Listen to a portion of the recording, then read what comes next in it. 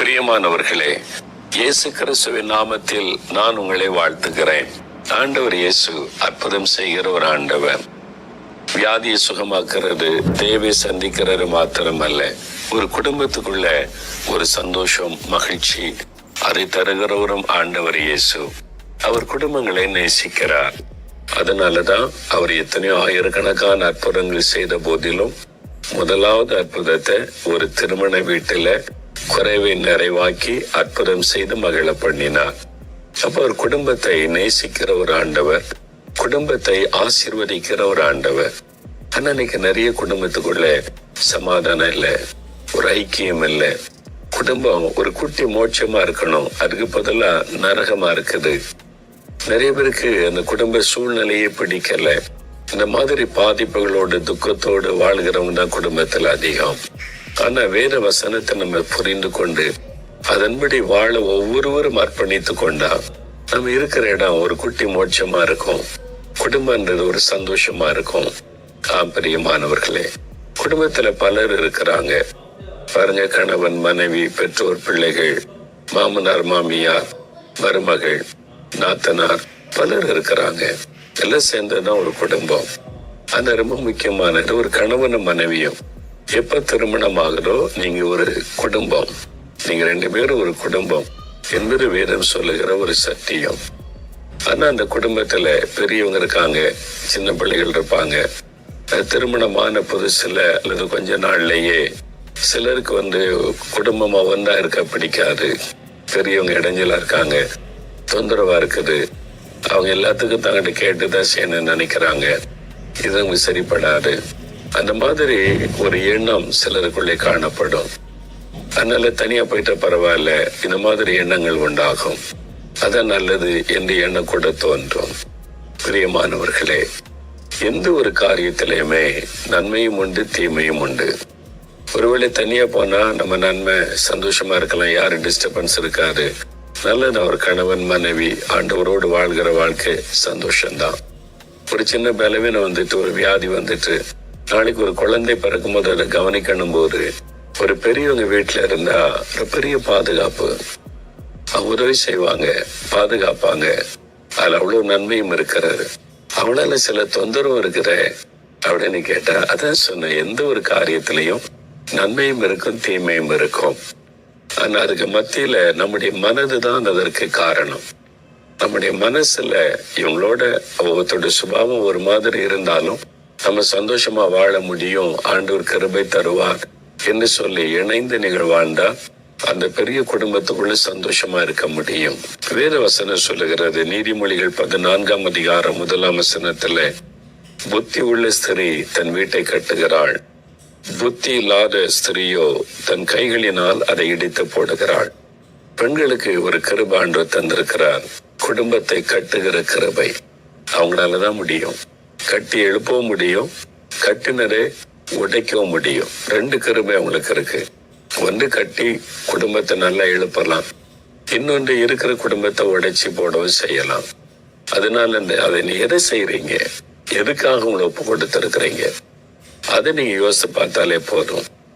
எனக்கு அன்பானவர்களே, ஒரு குடும்பம் என்று வரும்போது பெரியவங்க இருக்கிறது ஒரு பெரிய பாதுகாப்பு. இந்தியாவில தான் இந்த கூட்டு குடும்பம் என்கிற ஒரு பழக்கம். வெளிநாடுகள்ல போனா 16 வயசு ஆனாலே பிள்ளைகளே வெளியே விரட்டிடுறாங்க. நீயே பொண்ணு பார்த்துக்க, நீயே மாப்பிள்ளை பார்த்துக்க, குடும்பம் கல்யாணத்துக்கு சொல்லி அனுப்ப நாங்க வருகிறோம். அப்புறம் தலையிட மாட்டாங்க. அவருடைய விளைவு என்ன தெரியுமா? குடும்பங்கள் டைவர்ஸ் ஆகி பிரிந்து கிடக்கிறது, வாழ்க்கையெல்லாம் நொறுங்கி கிடக்கிறது. உங்களுக்கு ஒரு ஆபத்துன்னா உதவி செய்வதற்கு யாரும் வருவதில்லை. அவங்க விரக்தியாய் வாழுகிறவங்க தான் நிறைய பேர். நம்ம நாட்டுல அப்படி இல்லை. ஒரு கணவன் மனைக்கு ஒரு பிரச்சனைனா பெற்றோர் அவங்கள சரிப்படுத்துறதுக்கு முயற்சி பண்றாங்க, ஜெபிக்கிறாங்க, ஹெல்ப் பண்றாங்க, ஆலோசனை கொடுக்கறாங்க. ஆனா இன்னொரு பக்கத்துல குடும்பம் உடைகிறதுக்கே பெரியவங்க காரணமா இருக்காங்க. அப்படியே இருக்கதான் செய்யறாங்க. அதனால ரெண்டுமே இருக்கிறது. நாம் குடும்பமாக ஒரு வீட்டுக்குள்ள அந்த குடும்பத்தை அமைத்து கொள்ளுகிற முறையில தான் அந்த ஆசீர்வாதம் இருக்கிறது. எங்க வீட்டுல என் மனைவி திருமணமாகி வந்த போது எங்க அப்பா அம்மா, என்னுடைய பிரதர்ஸ் எல்லாம் ஒன்னாதான் இருந்தோம். 5 வருஷம் கூட்டு குடும்பம் தான். அதுலதான் என் மனைவி நிறைய காரியத்தை கற்றுக்கொள்ள முடிந்தது. அதை வருத்தமா அவன் நினைக்கல. நிறைய காரியத்தை நான் கற்றுக்கொள்ள எனக்கு முடிந்தது. 5 வருஷம் ஒன்னாவே இருந்தோம். 5 வருஷத்துக்கு அப்புறம் நான் ஊழியத்தை நிமித்தம் நாங்க ஊழிய கேம்பஸுக்குள்ள தனியாக கூடி வந்தோம். அவர் சொன்னது, அந்த 5 வருஷம் நான் நிறைய காரியத்தை கற்றுக்கொண்டேன். எனக்கு நிறைய காரியம் பிரயோஜனமா இருந்தது. அது என் குடும்ப வாழ்க்கையை தொடர்ந்து நடத்த எனக்கு உதவியா இருந்தது என்று தன்னுடைய அனுபவத்தில் அவர் சொல்லி இருக்கிறதை நான் அறிவேன். பிரியமானவர்களே, அதனால ஒரு பெரியவங்களோட சேர்ந்து இருக்கிறது, எல்லாரோட சேர்ந்து ஒரு குடும்பமா இருக்கிறது, கலகலப்பா இருக்கிறது ஒரு பெரிய மகிழ்ச்சி. ஆனா அந்த குடும்பத்துக்குள்ள ஒரு மனம் பாதிக்காதபடி நம்ம சில காரியத்தை விட்டு கொடுத்து மற்றவங்களை புரிந்து கொண்டு அன்பா இருக்க பழகிட்டாலே போறோம். அன்புதான் எல்லாவற்றிற்கும் மூல காரணம். அன்பு எல்லாவற்றையும் சகிக்கும், அன்பு சகலத்தையும் சகிக்கும், அன்பு சகலத்தையும் தாங்கிக் கொள்ளும். அந்த மாதிரி தேவ அன்பினால் நிறைந்திருந்தா ஒரு குடும்பமாக மகிழ்ச்சியாக இருக்க முடியும். ஆனால் நிறைய பேருடைய உள்ளத்துல தனி கொடுத்தனம் என்பது மைண்ட்ல கல்யாணத்துக்கு முன்னாலேயே போடப்பட்டு விடுகிறாரு. ஒன்னா இருந்தா நல்லா இருக்காது, துணி தனியா வந்துருன்னு. இந்த மைண்டோட அந்த வீட்டுக்குள்ள ஒரு பெண் நுழைகிறதுனால எதை பார்த்தாலும் யாரை பார்த்தாலும் தப்பாதான் தெரியும்.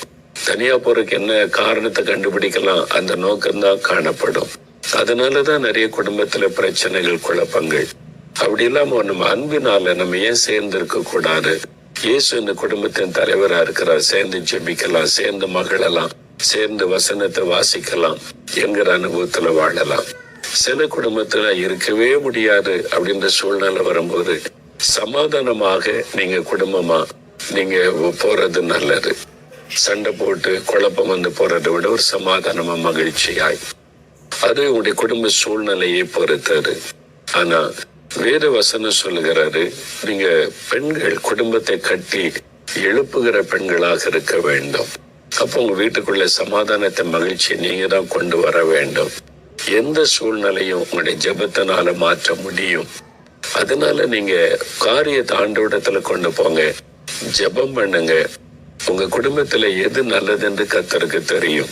சில குடும்ப சூழ்நிலையில கூட்டா வாழ முடியும், நீங்க அதுல வாழுங்க, அதை உடைச்சிடானுங்க.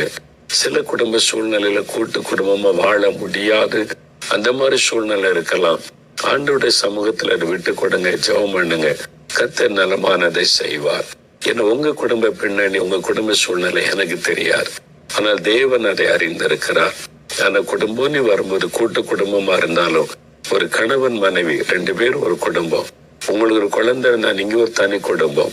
ஒரு பெரிய குடும்பத்துக்குள்ள இன்னொரு குடும்பமா நீங்க இருக்கிறீங்க. அந்த குடும்பத்துக்கு இயேசு தலைவரா இருக்கணும். நீங்க குடும்பமா ஜெபிக்கணும். எல்லாரும் சேர்ந்து ஜெபிச்சாலும் ஒரு கணவன் மனைவி நீங்க தனியா சேர்ந்து ஜெபிக்கணும். ஆண்டோடைய கரத்துல உங்களுடைய குடும்பத்தை அர்ப்பணித்து நடக்கணும். அப்ப இந்த வீட்டுக்குள்ள தேவ சமாதானம், ஆசீர்வாதம் நிறைவாக தங்கி இருக்கும். அதனால இந்த வேத வசனம் சொல்வதை சகோதரிமார்கள் கவனத்துல கொள்ளுங்க. சூழ்நிலை நீங்கள் புரிந்து கொண்டு ஜெபம் செய்யுங்க. கர்த்தர் அழகாய், அருமையாய், அற்புதமாக உங்களை வழி நடத்துவார். உங்க குடும்ப சந்தோஷம் முக்கியம், குடும்பம் கட்டப்படுவது முக்கியம். நீங்க இப்ப எல்லாருமே தப்புன்னு பார்க்காதபடி, எல்லாரும் உங்களை நேசிக்கிறவங்க, நீங்க எல்லாருக்கும் உங்களுடைய அன்பை காட்டுங்க. அவங்க நேசிக்கிறாங்களே இல்லையோ, நீங்க அன்பாருங்க, நீங்க கிறிஸ்துவின் அன்பை வெளிப்படுத்துங்க. அப்ப எல்லாருக்குள்ள ஒரு ஒருமனம் உண்டாகும், குடும்பத்தில் ஒரு மகிழ்ச்சி காணப்படும். எல்லாவற்றிற்கும் மேலா கட்டுங்க, தேவ அன்பினால குடும்பத்தை கட்டுங்க, உறவுகளை கட்டுங்க.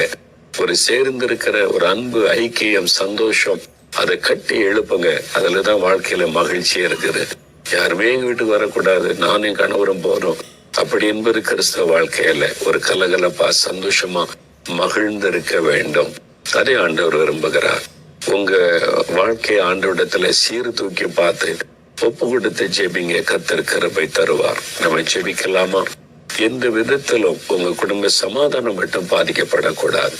அதற்கு இடம் கொடாம கணவன் மனைவி 2 பேருமே அர்ப்பணித்து ஆலோசனை செய்து தீர்மானம் எடுத்து நடந்து கொள்ளுங்க. கர்த்தர் உங்களுக்கு கிருபை தருவார்.